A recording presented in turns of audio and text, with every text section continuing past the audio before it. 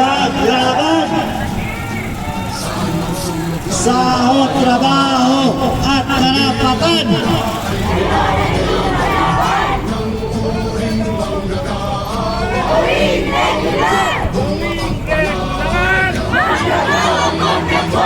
Lupa, sahod, trabaho, edukasyon at karapatan.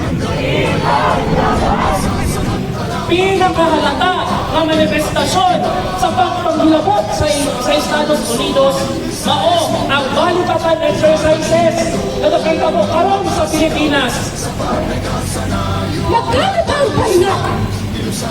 Magkano ba ang halaga ng tao nang maralitang ginagapos sa siklo ng pag-iitos? At kailan ba ito matatapos?